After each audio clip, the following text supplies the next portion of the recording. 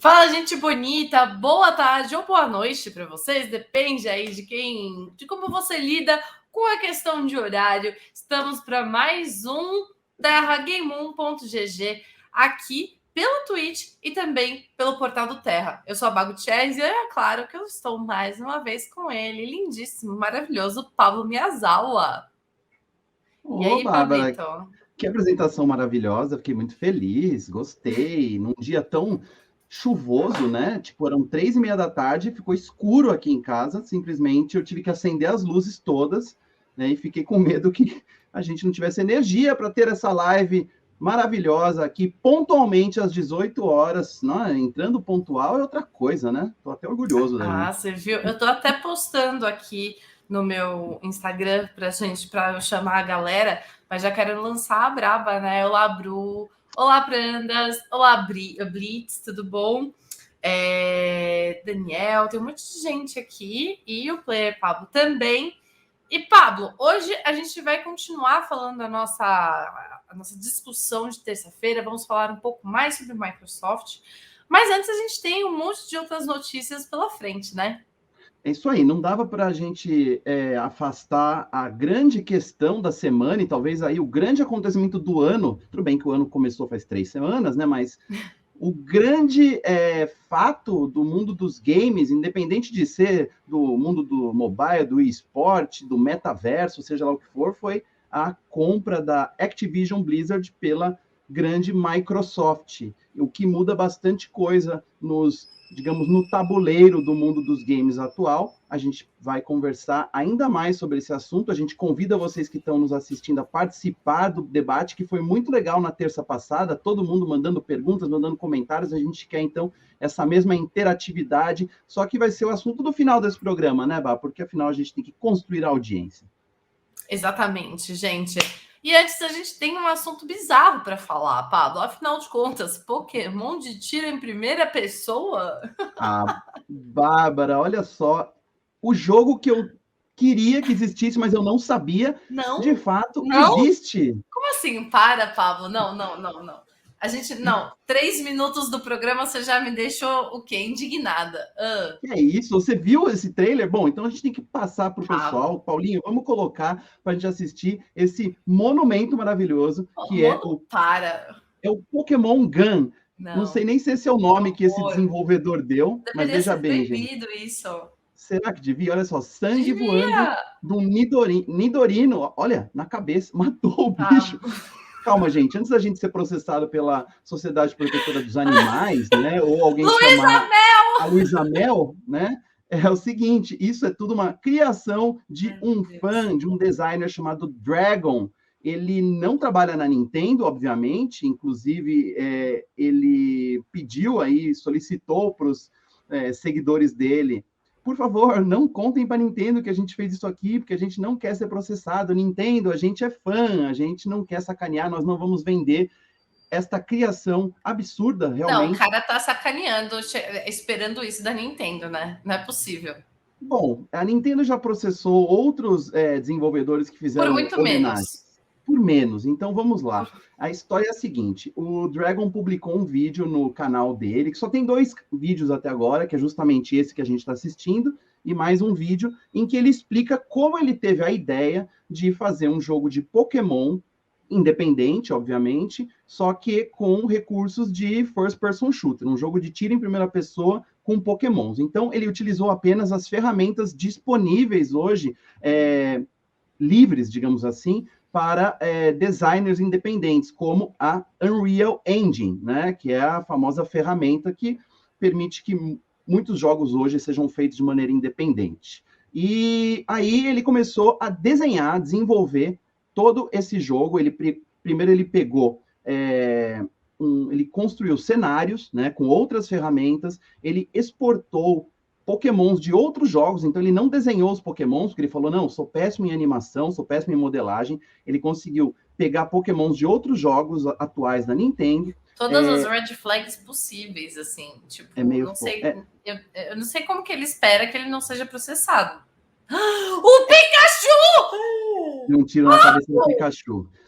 Enfim, ele pegou esses personagens que já existiam, ele conseguiu exportá-los, né, com animação, e aí ele criou categorias de bichos, né? Essa ferramenta aí de fazer um jogo de tiro em primeira pessoa é uma coisa bem disponível, assim, é uma engine que está bem fácil de ser encontrada para quem manja de programação. E aí ele dividiu os Pokémons em categorias, né? Tem os Pokémons que fogem, né? Que são os pequenininhos, como o Pikachu. Tem os Pokémons voadores, que eles voam e às vezes eles atacam. Tem os Pokémons que ficam parados, né? Tipo o Metapod, esses Pokémons que ficam pendurados em árvores. E os Pokémons que atacam, né? Que quando enxergam o oponente, partem para cima. E ele também embutiu todos esses Pokémons com inteligências artificiais, então cada um se comporta de acordo com as características de cada Pokémon, né? E a gente sabe, tem Pokémons mais pacatos, tem Pokémons que atacam, enfim. Nesse jogo, o Pikachu foge, para você ter uma ideia.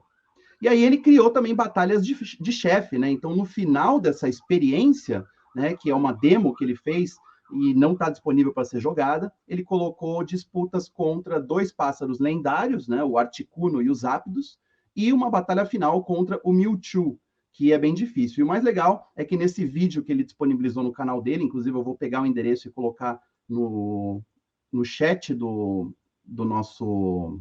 Vou pedir para o Prandoni colocar no chat do nosso... na transmissão da Twitch. Ele colocou essa demo para alguns amigos dele experimentarem e ver como é que eles se saíam. E só um dos amigos dele conseguiu terminar, de fato, o jogo, que eu não sei quanto tempo dura, né? E ele já falou que não está disposto a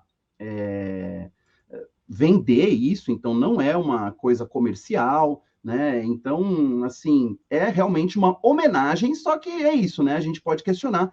É uma homenagem de bom gosto, uma homenagem de mau gosto. Inclusive, no final do vídeo, Bah, ele coloca, a gente, assine meu canal e não conte para Nintendo que estou fazendo isso, né? O processinho deve vir, provavelmente. Meu Deus do céu. Assim, longe da gente querer definir o que é bom gosto ou mau gosto, né? Tipo, não sei se você ouviu o tabu sendo quebrado, mas eu acho que isso daí é too much, assim, sabe? Tipo, o cara sabe que a Nintendo processa mesmo sem dó, já processou por muito menos e vai lá e coloca os bichos sendo massacrados por armas. Eu acho que Aí, foi de Pablo, propósito, Bah. Acho que foi isso mesmo que ele quis. Ele quis mostrar que hoje, chocar. com as ferramentas certas, qualquer um com noção de design consegue criar ideias malucas, né? Ele falou que viu essa pergunta no Twitter, alguns anos atrás. E se alguém fizesse um jogo de tiro em primeira pessoa com os Pokémon? Ele falou, então vou fazer. E aí o resultado é esse. O que não significa que isso vai ser comercializado em algum momento, né? Lógico, e isso também não vai dar uma ideia para a Nintendo, porque imagina, né? Num safari Pokémon, a gente não mataria os bichos, a gente capturaria eles com as Pokébolas. Então, realmente, talvez o Dragon tenha passado um pouco do limite do bom gosto, mas eu convido vocês a olharem o canal desse cara, tá? Depois vocês procuram aí nos comentários. Tem esse vídeo de 12 minutos de duração em que ele explica passo a passo como ele fez o que eu acho que é um enorme resultado, tá? Para um negócio que foi feito de maneira Não, independente. super, super. A questão é muito do tipo, eu acho que ele fez justamente para chocar. Eu estava conversando com um amigo meu, que é o Doug, que esse tipo de coisa a pessoa faz para irritar, para chocar, porque não é possível. Ela sabe que vai dar ruim em aspecto Nintendo, sabe? Exato, mas assim, também talvez até para testar os limites, sabe? Porque recentemente, eu não sei se você viu uma polêmica que rolou no Twitter, de um criador que fez um remake de um game do Super Mario que só saiu pro Game Boy. E fez um trailerzinho super bonitinho. E aí, um influenciador brasileiro, né, que a gente conhece bem, o nosso amigo BRKS Edu, publicou isso, falou: ó, Nintendo, olha só o que estão fazendo. Mas ele fez isso com uma maneira muito particular do Edu de tirar sarro, né, do fato da Nintendo sempre querer processar os fãs que tentam homenagear os jogos antigos da empresa. Então, mas aí, olha, É, tipo, aí, Pablo, eu aí sei. Pegou mal para ele teve que se explicar, enfim, a gente não sabe se a Nintendo de fato foi atrás desse cara que estava criando esse remake do Super Mario Bros 2 do Game Boy, para não sei se ele realmente recebeu uma cartinha da Nintendo, aquele cease and desist, né? Tipo, para agora, né? Ou a gente vai entrar com um processo de fato. Porque a Nintendo não processa direto, ela primeiro manda um aviso, né? Ou pode parar com isso aí. Né? Mas no caso, como esse Dragon aí, ele nem pegou e fez exatamente não está com pretensão nenhuma comercial com isso aí, é só uma homenagem, né? Tipo, ele deve ter uma liberdade mínima para fazer isso. Mas, enfim, né, Bah, é isso. Olha o Pikachu! Ai, não, tira essa imagem, Paulinho, pelo amor de Deus, chega. Não há limite para a Trigger. criatividade Acabou. do ser humano, e está aqui nos comentários dessa transmissão da Twitch o canal do rapaz do Dragon, que o Prandoni acabou de postar aí. Então, cliquem e assistam esse vídeo que eu estou falando, que vocês talvez mudem um pouco de ideia. Não a respeito do mau gosto de matar pokémons, mas assim, pô, que legal, sabe? O cara, com muito bom humor, explicou como é que dá para fazer um jogo. Você tem que ter uma mínima noção, mas você pode criar alguma coisa em casa. Ai, momentos. Queria mandar um beijo para GG, sua linda, que acabou de entrar aqui junto com a gente. E lembrar você aí de casa que eu ainda tô indignada, Pablo, com o Pikachu morrendo. A imagem dele morrendo tá de novo na minha cabeça, com um cara com uma pistola. Bom, enfim. Você pode seguir o Terra Game On em todas as nossas redes sociais, que são Twitter, Instagram, TikTok, Twitch, YouTube, ou seja, né? Tá perdendo. Terra Game On em tudo, a gente traz muito conteúdo bacana. Então é isso, estamos te esperando, e principalmente no terra.com.br/GameOn.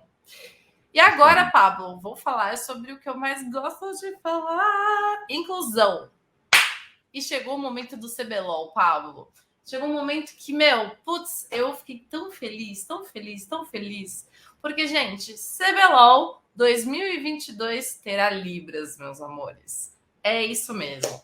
O campeonatinho, que de campeonatinho não tem nada, né? Que é o grande torneio brasileiro de League of Legends. Eles começam agora, dia 22 de janeiro, né? No sabadão. E, de acordo com o anúncio que eles trouxeram, reforçando o comprometimento de levar o melhor dos esportes para todos, eles vão ter recurso de acessibilidade no torneio. Então, vai ter uma equipe de interpretação de Libras, sim, que é a língua brasileira de sinais, né? Que não só é especializada em Libras, mas também em esportes eletrônicos, nos períodos pré e pós-jogos. E aí, cara, eu acho isso tão incrível, não só porque eu conheço as pessoas que estão ali no meio, como também, assim, é um próximo passo para algo tão importante. Pessoas que não conseguiam antes acompanhar esse conteúdo e que agora podem fazer parte disso. Há tanto tempo a gente fala sobre Libras nos esportes, né? Hashtag Libras nos esportes, que é a Sugetsu, que é, inclusive, uma das responsáveis por esse projeto do CBLOL com Libras. Ela está participando, desde o começo ela sempre lutou muito por isso, então eles querem justamente trazer uma boa experiência. E para isso, eles perceberam que a coisa ia ser um pouco complicada durante o jogo, e por isso que vai ser só pré e pós. Se liga. De maneira a proporcionar uma experiência de inclusão no mais alto nível para as pessoas surdas, não haverá interpretação de Libras durante as partidas, mas sim nos conteúdos antes do início da narração e também nos comentários após os confrontos. Então, isso sem falar que eles também adicionaram as legendas das plataformas da Twitch e do YouTube, o que faz a diferença também, tá? Tem algumas pessoas que também acompanham isso, e tem uma porcentagem, já conseguem ouvir necessariamente, mas as legendas também auxiliam. Então, poxa, Pablo, eu não sei nem dizer. Hein? Apenas sentir. Eu queria fazer uma pergunta daquelas. Isso já não tinha que estar rolando faz tempo? A gente tem o CBLOL há tanto tempo sendo transmitido, eu não sabia que isso ainda não era algo. Quando eu li a notícia, que eu falei, tá, deve ter alguma coisa nova, porque eu já escuto falar sobre isso. A gente já vê Libras em diversos programas da televisão tradicional hoje, a gente vê Libras nas propagandas políticas há um tempão, em vários outros tipos de programa, alguns programas jornalísticos também tem. Acho que alguma coisa esportiva também já tem, mas acho que eu achava, pelo menos, né, na minha ignorância, que pelo menos nos campeonatos de videogame isso já era um assunto velho, pelo jeito não é. Infelizmente, Pablo, quando a gente observa não só nos esportes eletrônicos, mas na sociedade em geral, poucas pessoas realmente atendem a uma coisa que é simplesmente lei, né? Desde 2002, olha só. É reconhecida como meio legal de comunicação e expressão desde 24 de abril de 2002, a Lei 10.436. É obrigatório esse tipo de inclusão, né? Então, não é uma questão de inclusão, é uma questão de acessibilidade necessária. Então, quando a gente vê na televisão, por exemplo, só em algumas coisas também, tá errado também, né? A grande real é que a nossa mídia, ela muitas vezes ela é excludente. Então, só de ver isso sendo aplicado no CBLOL, eu espero que seja aplicado em todos os outros âmbitos competitivos da Riot e que a Riot faça escola e mostre para as outras desenvolvedoras para elas também correrem atrás disso, sabe? Antes desse anúncio, o que a gente tinha de certo, que tinha Libras, era o Prêmio Esportes Brasil, né? Que sempre contou com a interpretação. E é isso, né? Eu achei interessante aqui o fato de a equipe de interpretação de Libras vai trabalhar nos momentos pré-partida e pós-partida, quando os comentaristas e narradores falam sobre as partidas, mas durante as partidas de LoL é praticamente impossível, porque mesmo para um leigo, né, entender o que está rolando numa partida de LoL, daquelas bem quentes, porque troca a câmera o tempo todo e tudo mais, é difícil de entrar. Então, fico pensando, os pobres dos caras que vão fazer as libras durante a partida, em que o negócio acontece, o barão e não sei o que, caiu a torre. Como se faz isso? Né? Eu acho que, tudo bem, o trabalho deles é esse, é interpretar o que está sendo dito, assim, mas numa partida de League of Legends que é tão dinâmica, é de enlouquecer, né? Tentar transmitir exatamente os fatos de uma partida, a não ser que, lógico, eles tentem só reproduzir o que o narrador fala, mas também, às vezes, o narrador, ele está apenas envolvido na emoção, ele não consegue descrever o que está rolando na tela, ele está gritando por alguma outra razão, né? Eu já vi o Toboco, assim, em algumas partidas, assim, pô, ele está falando uma coisa, só que eu não estou vendo isso acontecer, porque eu não entendo tão bem, assim, das minúcias do LoL. Mas o legal é que esses caras que vão trabalhar nisso, eles manjam, né, do jogo. Mas e o melhor assim, é que a maioria são mulheres. Isso é bem legal também. É a Ariel Tradutora, é a Sugetsu, então acho incrível, assim. Muito bom, que vejamos os resultados disso e que realmente isso se espalhe por outras comunidades e outros esportes, né? Porque a Riot sempre na frente, né? Para colocar, assim, aquele meme, né? Do tipo, legal, gente, vocês não fizeram não mais fizeram do que mais que obrigação. Né? Mas, pô, que legal, né? Pelo menos está acontecendo. A gente está aqui para reclamar, né, Bah? Mas é isso, a gente... É isso, meus amores, estamos aqui para falar mal dos outros.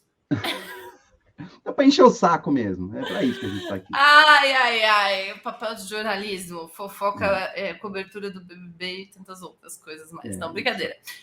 Bom, vamos para o nosso call to action comentado, Pablito? Opa, é nóis. Temos mais, é isso? Temos mais reportagens da série 40 anos de videogames no Brasil. Uau! Exato. Essa segunda página tá, ó, queridíssima, meus amores. Se a primeira já estava quente, essa então, ela fala sobre a guerra dos consoles e para isso entrevistaram o Alex Mamed, que é o maior colecionador de games do Brasil, e o Ivan Batesini, que é criador da Pro Games.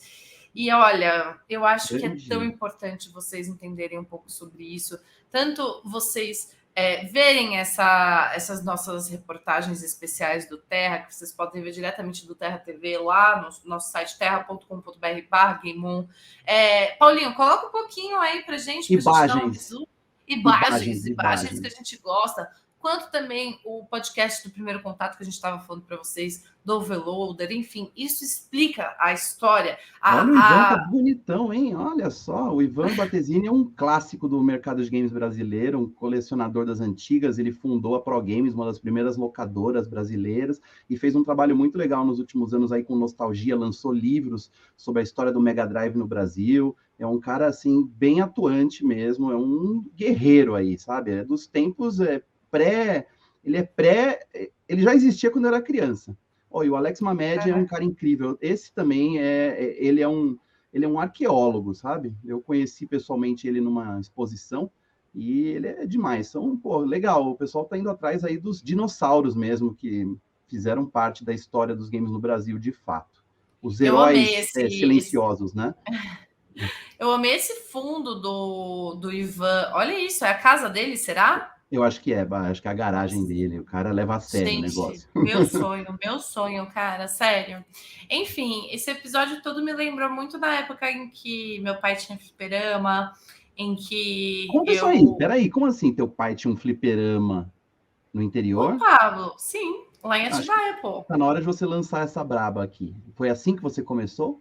Foi assim que eu comecei, pô. É por isso que eu gosto tanto de Metal Slug, porque eu jogava muito com meu pai. Ah, E que fofinho. e aí, tipo, às vezes ele falava assim, Fia, vou trabalhar. Ele me dava, tipo, um copo, assim, de...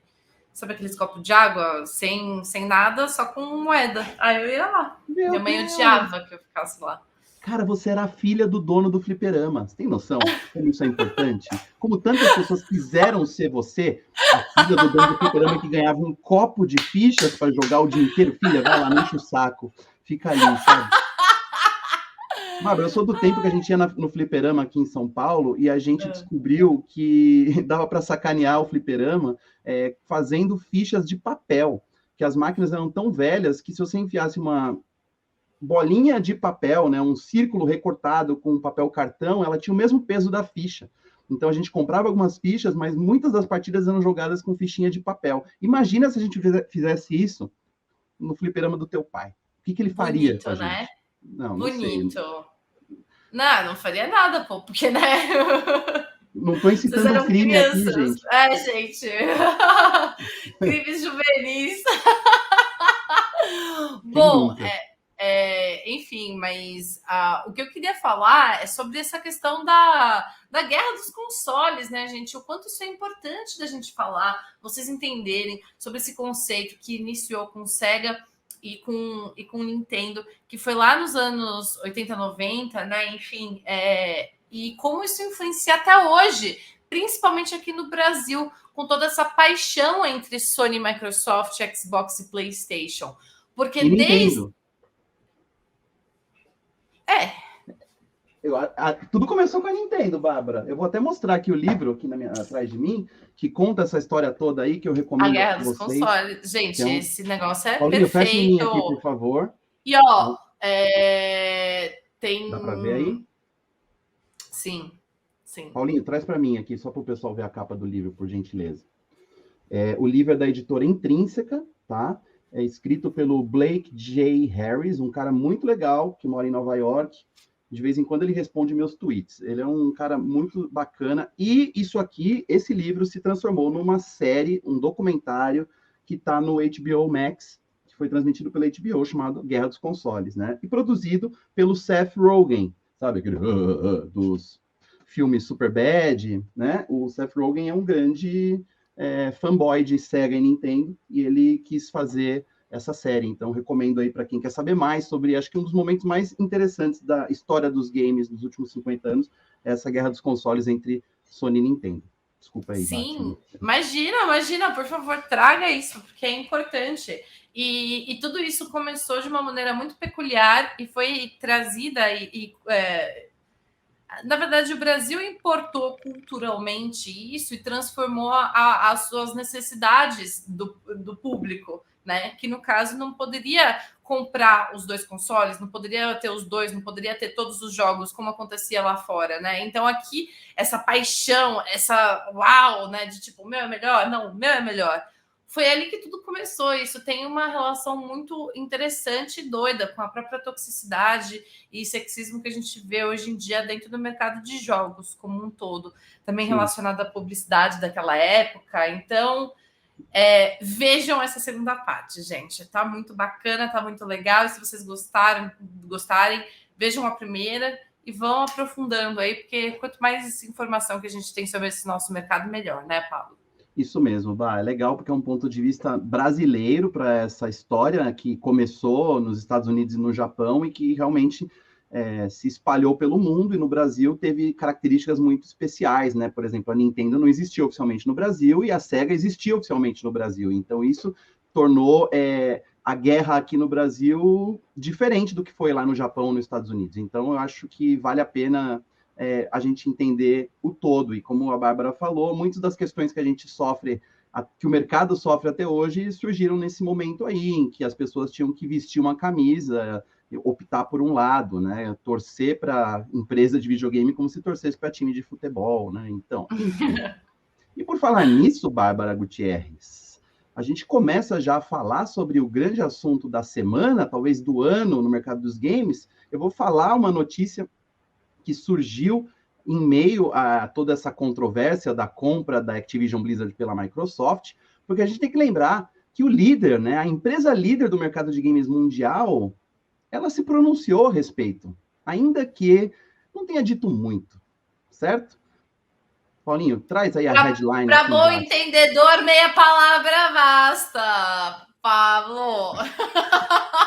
Pois é, você acha que a Sony ficou feliz com essa notícia aí de que a Microsoft, né, que é, digamos, até o ano passado, a empresa número 4 de games do mundo, a maior empresa ocidental de games, pelo menos, comprando a quinta colocada, que é a Activision Blizzard, e aí isso torna a empresa mais parruda, né?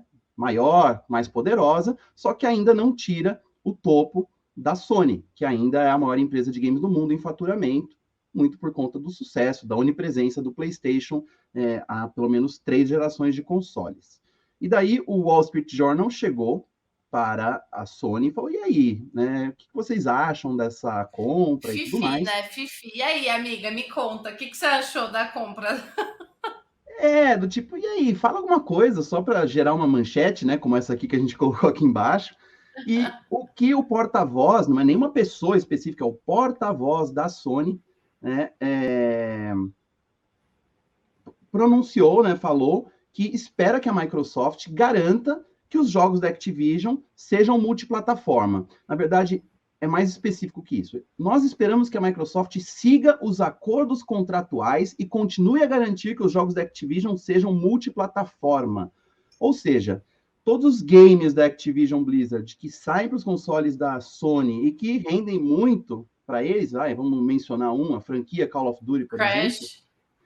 até os jogos Crash que nasceram nos consoles É PlayStation, isso que eu ia falar, já foi o queridinho o PlayStation mascote, né? ali, quase mascote PlayStation. O que na verdade existem contratos ali de que a Activision Blizzard tem com cada uma das publishers. Então, eu não sei qual é exatamente a natureza desse contrato da Activision com a Sony, mas se eles falaram que esperam que eles honrem o contrato, é assim, olha, a gente ainda tem alguns jogos Call of Duty para lançar, né? Não vai deixar a gente na mão, não vai chegar aí no final de 2022, aí na metade do ano, e falar assim, ó, não vai rolar, a gente não vai fazer Call of Duty novo para o PlayStation. Só que isso pode sim acontecer depois, daqui a um ano ou dois. Algumas especulações do mercado dizem que talvez o Call of Duty de 2024 já seja um exclusivo da Microsoft Xbox, né? O que Eu falei, não falei? Oh, deixa eu ler rapidinho. Motocicleber, que é um nick espetacular, obrigada. Falou, não mete o louco pra cima de mim, por favor, Sony 2022. É isso mesmo, né? Porque a gente sabe que a relação entre a Sony e a Activision Blizzard sempre foi boa. Inclusive, em Sim. 2015, o então CEO da Sony, que eu fiz questão de esquecer o nome dele, porque a Sony e os seus Muda porta-vozes, bastante, né? muda tanto, eles são É esquecíveis, né? tipo Eles não... namoro. Pois É é. tipo namoro. Diferente da Microsoft, que está com o Phil Spencer há alguns anos, e realmente ele virou a cara da indústria hoje ocidental dos videogames, a Sony tem dificuldade ali com seus CEOs do lado ocidental. E, na ocasião, na E3 2015, esse CEO pronunciou uma frase histórica hoje.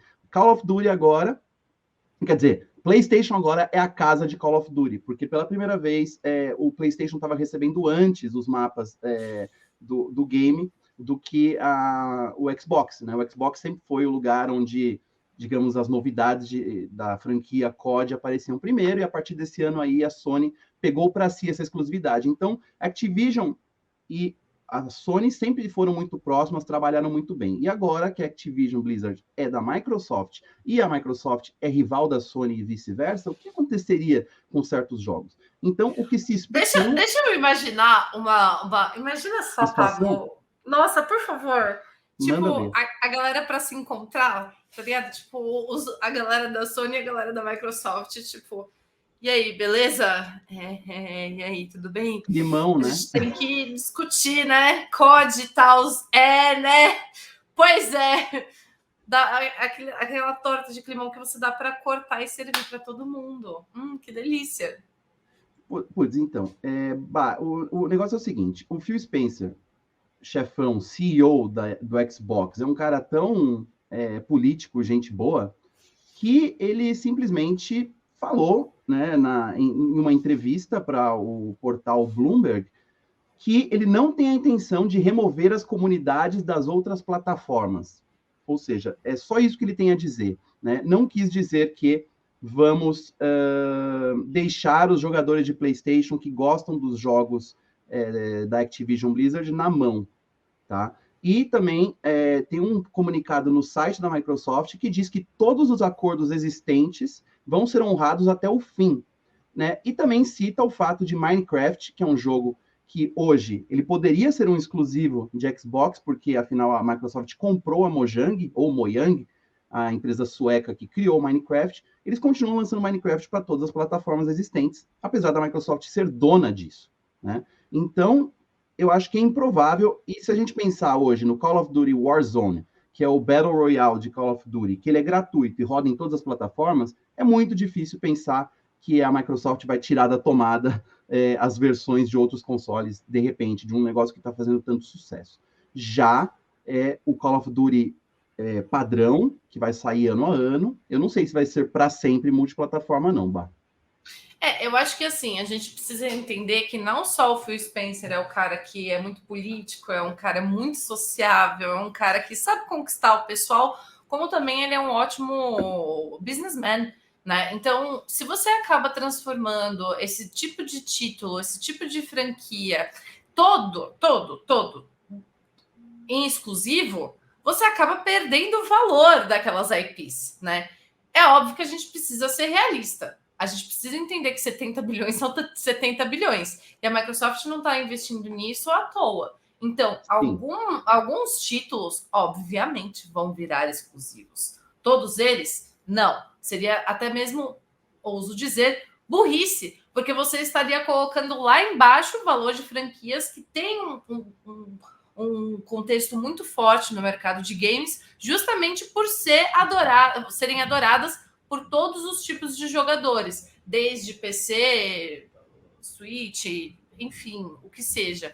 Então, muito esperto o Phil, e eu espero que ele honre isso mesmo, mas assim, um pouco a galera que gosta de PlayStation, que é sonista, enfim, vai sofrer sim, minha gente. Não vou botar panos quentes para vocês, porque não tem como ser, né? São empresas. Eles têm interesse no capital. A gente precisa lembrar disso, assim, tipo, gostaria muito de manter, né, aquela questão de ter um mercado mais livre, que as pessoas, cada empresa tivesse um conceito criativo livre, leve e solto, mas infelizmente não é assim que a banda toca.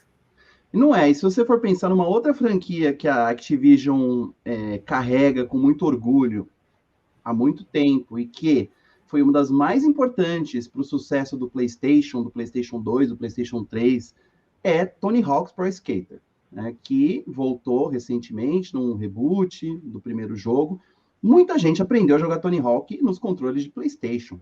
E agora você imagina a Microsoft sendo dona da Activision Blizzard, e eles vamos lançar um novo Tony Hawk, não sei o quê, né, o skate super em alta aí, nas Olimpíadas e tudo mais, e aí fala assim, só que é só para Xbox, galera, não vai sair para PlayStation. Eles vão perder muito com isso, sabe? Então, acho que a frase que o Phil Spencer declarou em algumas das entrevistas que ele deu é, vamos ver cada caso, né? Na verdade, essa frase ele divulgou na época do acordo entre a Microsoft e a ZeniMax, né, quando eles compraram a Bethesda, e perguntaram, e aí, quais jogos vão ser exclusivos, quais não vão ser? Ele falou assim, a gente vai analisar cada caso. E aí, resolveu-se que o Elder Scrolls 6 e o Starfield, que é o grande jogo, o grande jogo de mundo aberto espacial da Bethesda, vai ser exclusivo de Xbox, assim como o Elder Scrolls 6. Ou seja, eles olham, né, parecem realmente que vão tomar uma decisão democrática, falam assim, não, mas esse aqui a gente quer que seja só pra gente. Por quê? Porque tem essa questão do Game Pass, né? Os jogos vão para o Game Pass no dia do lançamento, o Game Pass é o serviço de assinatura da Microsoft, e quando os primeiros jogos de Activision Blizzard começarem a ser lançados diretamente no Game Pass no dia do lançamento, aí a gente vai começar a ver uma mudança real nesse panorama. Você imagina? Sai Overwatch 2, pá, e sai direto no Game Pass.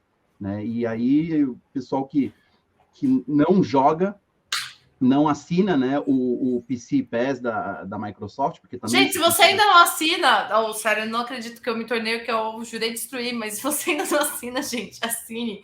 Vale a pena, eu tenho aqui, é a melhor coisa de todas. Isso aí, o comentário aí do Ranger Verde, Tony Hawk's XXX, o exclusivo que eu quero. Na verdade, triplo X aí significa outra coisa, né, Ranger? Mas deixa pra lá, eu não quero imaginar esse jogo, né, mas... Pablo falou... ele tá falando sobre o filme do Vin Diesel, tá certo. Obrigado, Ranger. Eu tenho uma mente muito poluída às vezes, né? Então, quando vocês dão uma ideia dessas, eu fico realmente assustado. Vamos pro tweet, pro comentário do Player Pablo aqui. Manda. O Phil Spencer tweetou agora sobre isso, dizendo que vão honrar os contratos já existentes. E é isso aí. E o Motocicleber falou que o Phil Spencer falou que vai olhar caso a caso para ver quais serão exclusivos ou não, mas ele jamais negou que em todos os casos a gente vai ser sim. E é verdade. O Phil Spencer ele é muito bom de palavras e discurso. A gente vai mostrar daqui a pouco um trecho de uma entrevista que ele deu para o canal NBC ontem, em que ele conseguiu... Os dois enrolando a moça igual, tal qual eu e você fomos enrolados pelo porta-voz do Twitch. Então vamos começar a nossa discussão aí que a gente prometeu, Bá? Temos aí 20 minutos para lançar tudo que a gente não falou na terça-feira sobre essa grande questão aí da Microsoft tá querendo dominar tudo. Isso faz da Microsoft a Disney dos games? Pam, pam, pam. Fica Paulinho, já mudou ali. Bom, galera, vamos conversar do seguinte. Microsoft é a Disney dos games? Com certeza tem dinheiro, né, pessoal? Com certeza tem dinheiro. Vamos começar por isso, porque um dos tópicos que a gente tem aqui para essa discussão é: Pablito, de onde vem tanta grana? É simples, né, gente? A gente sabe que o Windows não criou esse nome forte dentro da Microsoft à toa. Se a gente tem um lado muito focado em games, que é justamente a Gaming Division da Microsoft, que o Phil Spencer é o CEO, show, beleza, eles mandam muito bem no Xbox, há tempos também. Mas, Pablo, a gente sabe que, assim, não é à toa que o Bill Gates é um dos caras mais ricos do mundo, porque a plataforma de PC que ele criou é, ainda hoje, uma das mais fortes, é a que quase todo mundo usa, porque pouquíssimas pessoas usam métodos diferenciados, um Linux, enfim, né, para o seu PC, e vamos combinar que isso gera muito capital. Sim, a Microsoft ainda é a empresa de tecnologia mais poderosa do planeta Terra, né? Ainda é o top 1, faz tempo, inclusive, ainda que tenha os concorrentes gigantes, a Microsoft ainda consegue liderar. Só que no mundo dos videogames de plataformas, de consoles, ela entrou meio com o bonde andando na história.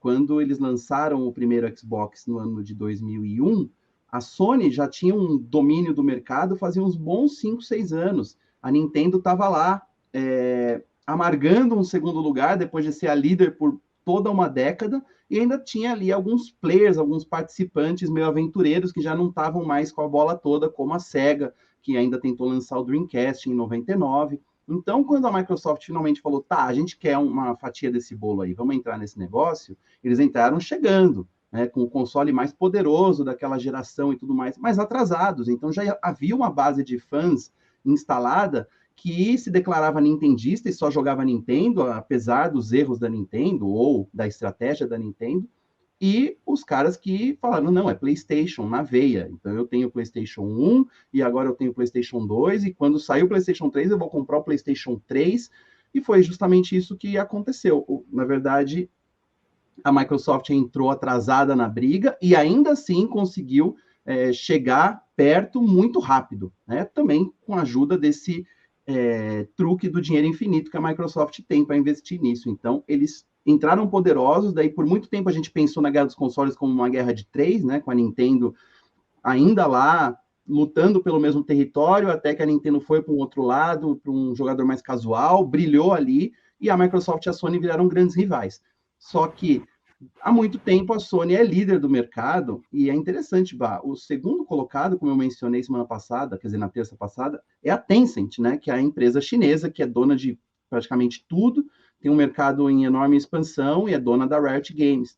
E o terceiro lugar dessa, digamos, desse top 10 de empresas de games mais poderosas era da Nintendo, até então. Então, eu jogo aqui essa informação. As três maiores empresas de games do mundo são asiáticas, né? São duas empresas japonesas e uma chinesa.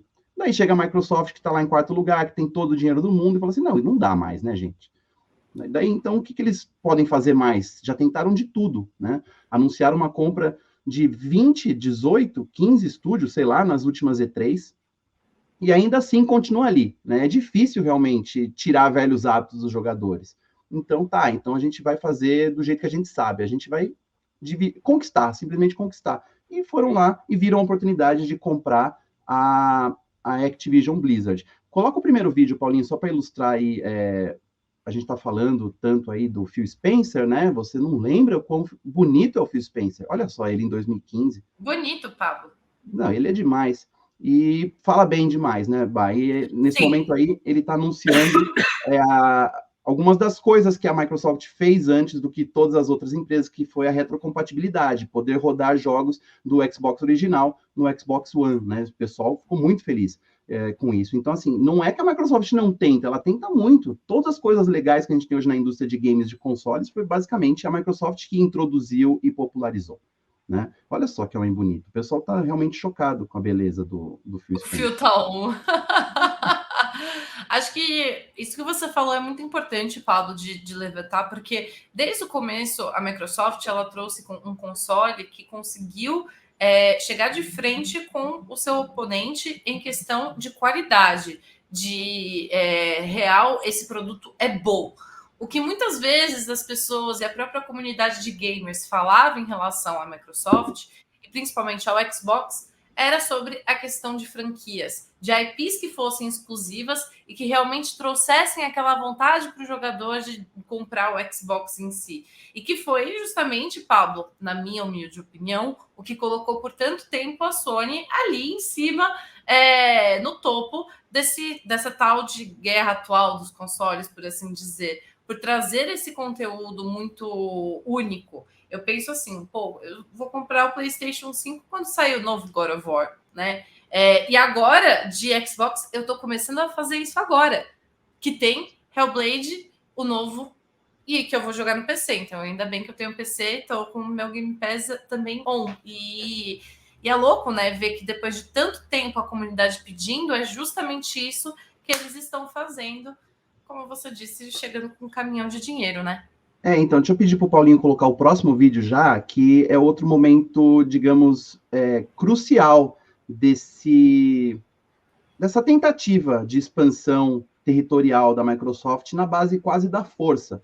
Foi quando ela anunciou a compra da ZeniMax, que tem várias empresas no seu guarda-chuva, entre elas a Bethesda, que a gente conhece de franquias muito legais, como Fallout, Elder Scrolls, e fora os subestúdios, né, a Arcane, né, que tem o Prey, nossa, deveria lembrar os nomes dos outros jogos, inclusive. Mas, quando ela compra a Bethesda, e aí ela determina quais os jogos ela quer que sejam exclusivos, e fala assim, ó, o grande projeto que a Bethesda está fazendo aí, esse tal de Starfield, ele é nosso, beleza? Ele vai ser dos consoles Xbox, da nossa plataforma, PC e tudo mais. O Elder Scrolls 6, que vocês estão esperando aí há 7, 8, quase sei lá quanto tempo, também vai ser nosso. Então, é assim que a gente vai trabalhar.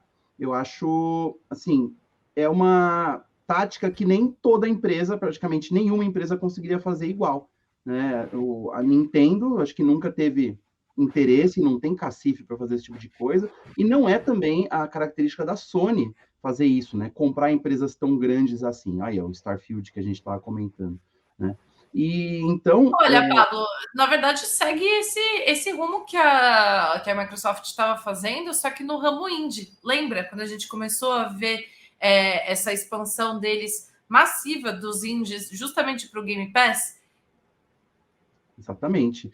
O Game Pass virou um porto seguro aí de todas as empresas pequenas que estão lançando seus jogos, né, que não Provavelmente teriam. eles viram que deu tão certo que vamos fazer isso a nível AAA, tá ligado?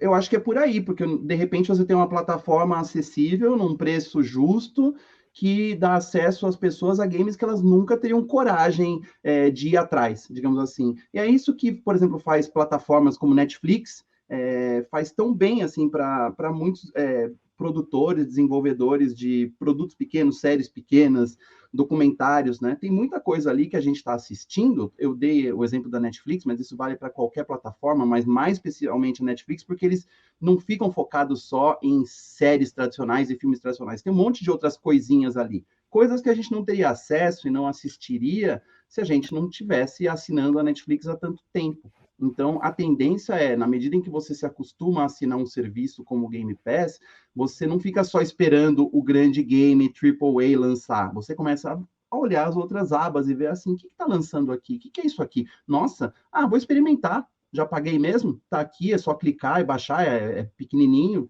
e vai lá e joga e fala, nossa, que legal. E começa a expandir os horizontes do jogador, né, do hardcore, que está acostumado às suas grandes franquias, começa a dar uma olhada em jogos mais curtos, pequenos, mais modestos, mas tão divertidos quanto. Né? E aí, é justamente o que o Pablo está falando aqui no comentário. A gente nunca viu tanta série produzida na Europa, né, na Escandinávia, ou na Coreia, ou mesmo filmes chineses, muito porque eles estão disponíveis e a gente já está pagando. Né? Então, eu acho que o potencial de um serviço como o Game Pass, e a Microsoft sabe disso, está só começando para aumentar esse alcance aí de jogos que o público normal, padrão, não teria muita condição de procurar. Né? Eu acho que é bem por aí, Bah. Sim, total. É, uma outra coisa que eu acho que é importante também da gente falar, Paulo, é sobre toda essa polêmica ao redor do Bob Kotick. Não sei se você já queria falar sobre isso, eu já pulei alguma Não, parte. mandou ver, inclusive, vamos pedir para o Podemos. Paulinho colocar aí essa entrevista que a gente Sim, mencionou, que rolou mais ontem, né? liso que sabão, minha gente, ó. Ó, a NBC colocou no seu programa Meu Deus. matutino uma entrevista ao vivo com o Bob Kotick, o polêmico CEO da Activision Blizzard, e com o Phil Spencer, né? O Phil Spencer não estava lá, então ele está num link, e então a gente não vai colocar aí a entrevista em um alto volume para vocês ouvirem, a gente vai comentar, mas tipo, comenta aí, Bal, o que você achou das declarações do Bob Kotick e do Phil Spencer? Não, assim, ó, Fez até. tipo, Gostei. ai, gente, olha, assim, primeiro que eu acho que eles não deveriam ter colocado o Bob Kotick para falar. Quanto menos esse cara aparecer, melhor. Por quê? Vocês sabem, o cara tem toda essa fama de ter colocado panos quentes em todas as acusações de assédio e do caramba quatro que aconteceu na Activision Blizzard. E assim, quando a repórter ainda perguntou para ele sobre isso, ele falou: não, porque eu sou de levar essas coisas muito a sério. Veja bem, somos uma empresa grande, tivemos problemas, mas agora já estamos trabalhando para trazer um ambiente diverso. E nananã. Gente, por favor, né? Eu acho que assim, a gente ainda não sabe direito como que vai ser, se ele vai ficar ou não. O que eu espero que aconteça é que esse cara fique até o último dia que for necessário para oficializar essa aquisição. Eu e o Paulo, a gente estava conversando antes do programa ir ao ar, mas saibam vocês, o que a gente está falando hoje sobre essa compra, sobre essa transação, etc., só daqui a um ano e tralalá, que vai ser realmente oficializado. Foi assim também os outros estúdios que foram adquiridos por 7,5 bilhões. Então, esse tipo de coisa demora. Então, tudo bem, precisa manter o Bob Kotick no lugar dele? Tudo bem, acontece. Agora, colocar o cara para ficar conversando, por que não foi só o Phil Spencer, entendeu? Beleza, a transação foi entre os dois, ok, mas quanto menos esse cara aparecer, melhor. E outra, quanto mais cedo a Microsoft, cortar todo mundo que precisa ser cortado desse ambiente Activision Blizzard que acabou perpetuando esse ranço, entendeu? Melhor. Porque, ai, nossa, mas você não sabe, você não conhece ele. Realmente, eu não conheço. Mas agora, você manter aquilo que não é bom para sua empresa, para uma situação de sociedade de 2022, né? Porque a gente não está mais nos anos 50, e até nos anos 50 isso não seria aceitável. Então, isso melhora a situação da imagem, porque já deixaram claro isso também, que vão aplicar métodos da Microsoft, o que é ótimo. Agora, espero que mostrem isso, né, Pablo?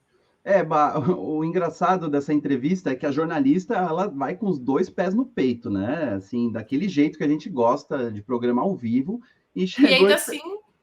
E ela teve que aceitar as respostas dos executivos, né? Uma coisa que foi interessante, ela falou assim, primeiro o Phil falou que havia uma oportunidade incrível, porque as duas empresas querem basicamente a mesma coisa, tinham as mesmas intenções, e finalmente existem os recursos para realizar essas intenções, e mencionou a palavra da vez, né? O metaverso, né? Nós queremos as mesmas coisas e juntos a gente vai conseguir chegar lá.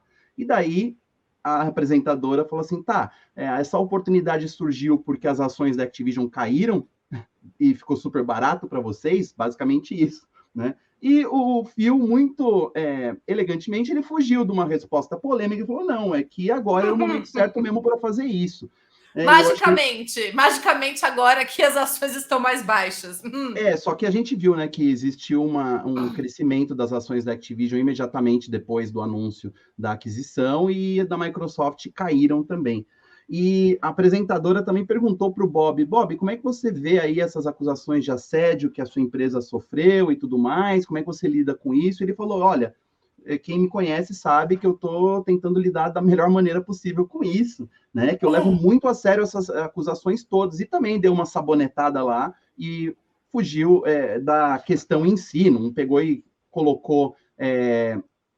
não falou sobre o que realmente estão acusando ele, né? Que foi isso, ele sentou em cima de muitas dessas denúncias internas, coisas que, se não fossem por certas reportagens, a gente não saberia. Na verdade, foram denúncias internas que ficaram ali escondidas dentro da empresa por muito tempo e que devem acontecer em muitas outras empresas que têm culturas parecidas, empresas de tecnologia das antigas, digamos assim, né, que são basicamente construídas por homens brancos nos anos 70, na Califórnia. É uma cultura aí que hoje a gente considera tóxica, mas que naquela época era realmente comum, era meio assim, né? Era um monte de homem que se reunia para fazer as coisas e maltratavam mesmo, né? Os relatos sobre a Atari dessa época são terríveis. Absurdos, tenebrosos. Sobre todas as histórias que rolavam lá nos bastidores. Então, assim, não é grande surpresa a gente saber que essas coisas aconteceram e acontecem. O negócio é a gente saber dessa forma, né? Tipo, com denúncia, com reportagem. Essas coisas tinham que ter sido combatidas por dentro na medida em que o mundo vai evoluindo, né? E aí o Phil Spencer pega e fala, questionado sobre como ele enxerga isso, ele fala que, basicamente, vai tentar transformar o ambiente de todos os profissionais que estão debaixo do guarda-chuva da Microsoft num ambiente saudável para trabalhar, em que os funcionários se sintam seguros, né? Então, basicamente, falando que vai impor a cultura de trabalho muito ética, muito profissional da Microsoft, que provavelmente, se esse tipo de coisa acontece lá dentro, já foi combatido, sabe? Eles já tentaram acabar com isso, né? Esperemos.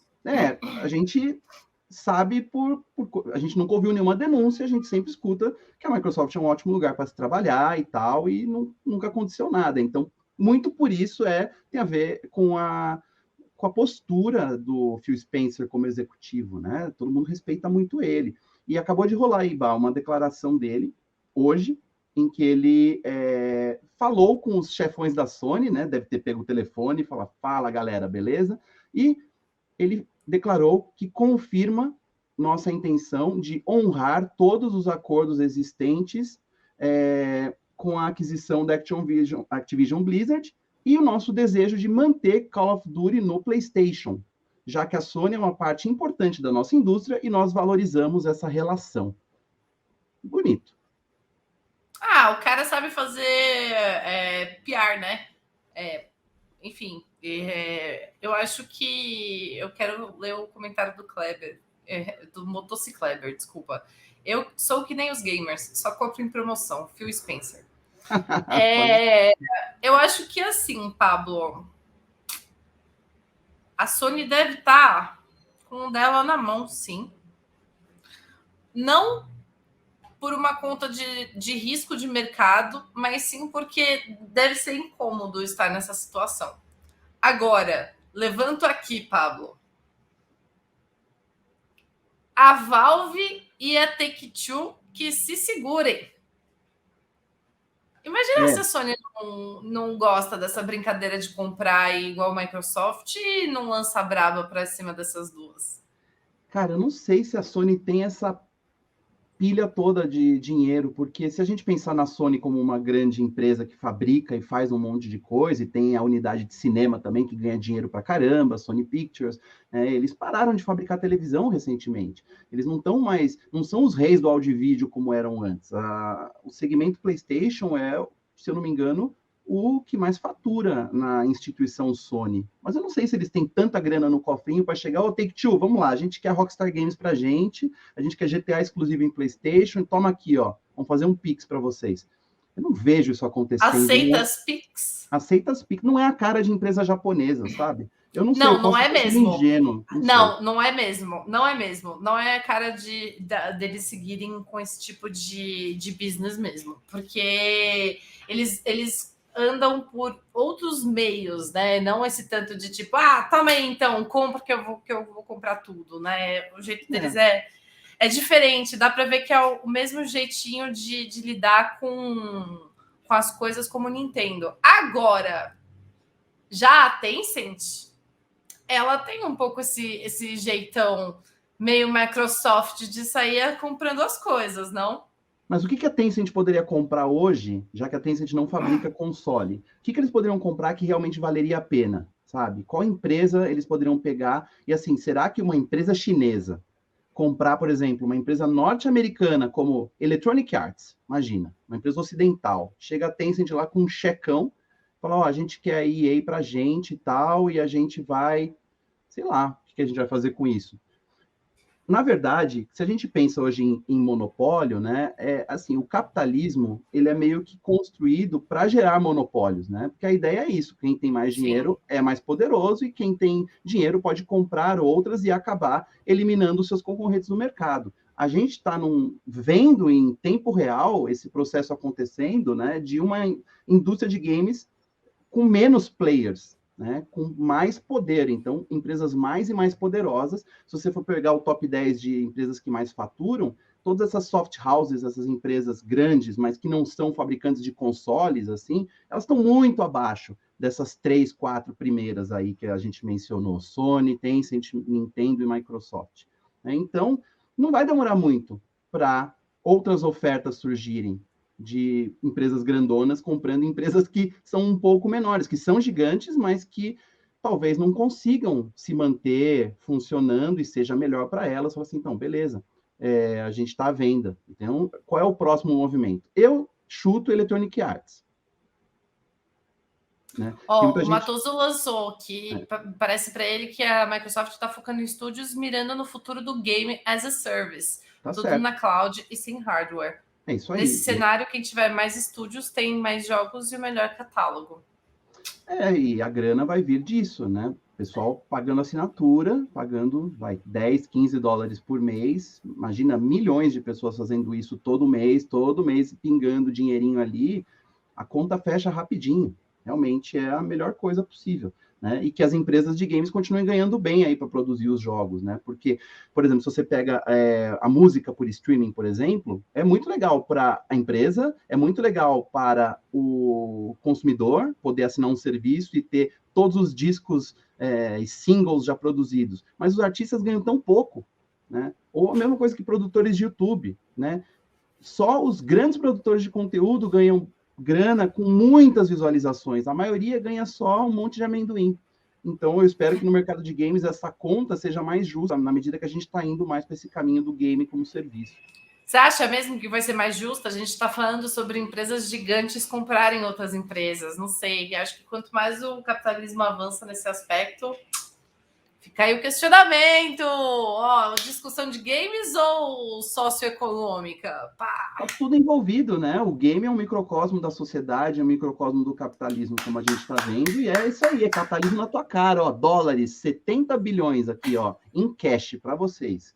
Para ver isso. Que é tudo dinheiro de pinga mesmo, né? Pô, setentinha, não, isso, quando a gente reportou 2 anos atrás sobre a compra da ZeniMax, eu falei, caramba, 8 bilhões. 7,5 bilhões, é. A compra da Disney por Star Wars, né? Se eu não me engano, acho que foi 2 bilhões ou 4, eu não me engano. A gente, meu Deus, será que vale tanto? Que absurdo. Nem com 70. O que mostra também como o dinheiro está desvalorizando, né? Os valores mudaram, né? Hoje a gente está falando de 70 bilhões. Talvez daqui a 3 anos a gente fale de negociações de 200 bilhões, sabe? Lembra do Dr. Evil nos filmes Austin Powers, sabe? $1 million, né? Você lembra dessa cena? Ele volta do passado e daí ele fala, não, vamos pedir $1 million de resgate. Os caras, $1 milhão, não é porcaria nenhuma mais. Ele fala, tá, $100 trillion. Então, eu adoro essa sequência. O Pablo está perguntando qual é a posição da Nintendo nessa lista. A Nintendo, até o que eu tinha visto em relação aos números do ano passado, estava em terceiro, debaixo da Tencent, que está segundo, e a Sony em primeiro, e a Microsoft em quarto e a Activision Blizzard em quinto. Então, com essa aquisição, somando todos os valores, tal, valor de mercado, faturamento, provavelmente a Microsoft passa a Nintendo e vira a empresa ocidental de games mais rentável. Parece que o jogo virou, não é mesmo? Ó, Disney comprou Star Wars na baixa. Foi a mesma coisa da Activision Blizzard. Só que Star Wars não... A Lucasfilm não precisou ter um escândalo de assédio sexual para isso. Realmente não estava muito fácil. Mas será que dá tempo da gente pegar e lançar aquele... Eu acho que dá, é rapidinho, hein, gente? Bom, então é isso. Será que rola? Então, já fechamos a nossa discussão sobre a Disney dos Games. Microsoft é sim a Disney dos Games, está pagando tudo. Espero que traga conteúdos bons, igual o Disney Plus, que inclusive, minha gente... vamos falar um pouquinho sobre Cavaleiro da Lua. Bom, olha... Então, é rapidão. Vamos mostrar esse novo trailer de Cavaleiro da Lua, que é essa nova série da Disney Plus, que é o quê, gente? Isaac, a Disney mete Isaac, eu falo sim, senhor. Pode botar aí, Paulinho. Oscar Isaac, o ator mais quente de Hollywood, né? I have a sleeping disorder. I can't tell the difference between my waking life and dreams. Hello, and welcome to Staying Awake. Ai, que homem, gente. Forte, né? Bom, ele foi um dos primeiros heróis a realmente trazer um personagem neurodivergente, tá? Então, ele é um herói classe B, por assim dizer, da Marvel. Nunca teve grande destaque, assim. Só que, recentemente, com toda essa grande crescente da Marvel, eles resolveram apostar em alguns nomes deles do catálogo. E Cavaleiro da Lua foi um deles. Eles tiveram... Eles lançaram uma HQ muito especial sobre Cavaleiro da Lua. Ela é a de mais importância dele. E provavelmente a série vai ser baseada nela. Provavelmente. Sim. Ele tem toda essa ligação com o Egito, que eu amo o Egito também. E é isso. Começou, tipo, de vários jeitos diferentes. E hoje em dia a gente tem essa versão aí, que provavelmente ele não vai estar numa tumba para encontrar as coisas. Ele só vai estar num museu, acho. Será? Bom, o Oscar Isaac, ele é um ator que nasceu na América Central, ele é muito talentoso, fez coisas muito legais nos últimos anos, ele conseguiu participar dos filmes de Star Wars recentes e se saiu bem, né, o que foi raro, nem todo mundo que participou se saiu bem, e ele tem uma filmografia incrível até agora. Eu confio em qualquer coisa que esse cara aparecer nesse momento. Eu não estou muito apaixonado pelas séries da Marvel, vou te confessar aqui, lançando essa braba, mas eu vou dar uma chance para Cavaleiro da Lua, porque tem o Oscar Isaac. Eu sou cadelinha dele. Eu também, eu sou cadelinha dele demais. E não só isso. Eu espero que estamos em 2022, estamos falando sobre a Disney e estamos falando sobre um personagem neurodivergente. Então eu espero que a gente tenha uma boa representatividade. Porque ele fala muito sobre a insanidade, sobre o que é o são e o não são, enfim. Ele brinca muito com todas essas nuances. E eu gostei muito desse trailer, tá? Um point. E a gente também tem no Terra falando sobre quem é o Cavaleiro da Lua, se você quiser saber um pouco mais, está no terra.com.br/gameon. Muito bom. Ó, o pessoal comentando aqui, o Otávio falando que o Gavião Arqueiro foi bem eu vi de tudo. Eu gostei de WandaVision, pelo menos o começo de WandaVision. Vamos ver. Assim, se por um lado a Marvel não acerta em todas as séries que está fazendo, eu acho que Star Wars está acertando muito em todos os suas tentativas Disney de Plus. seriado. Disney Plus é perfeito. Até agora, o que Star Wars lançou no Disney Plus como conteúdo exclusivo, né? A série The Mandalorian, agora o livro de Boba Fett, eu acho que para mim é isso que eu quero ver. Eu ver o livro de Boba Fett ainda, meu Deus do céu. Olha, mas polêmico, né? Hein? É polêmico? É polêmico. O pessoal conheço gente que está odiando tanto e eu estou adorando tanto. Então, acho que eu gostaria de falar sobre isso em algum programa futuro aí. Que a gente já estourou o tempo mesmo, né, Vá? Mas temos que falar sobre isso. O 4º episódio foi lançado ontem. Então, aí tem mais um mês inteiro de episódios novos. E quando chegar no finalzinho, a gente promete comentar um pouquinho. Por que eu acho que é isso que Star Wars precisa?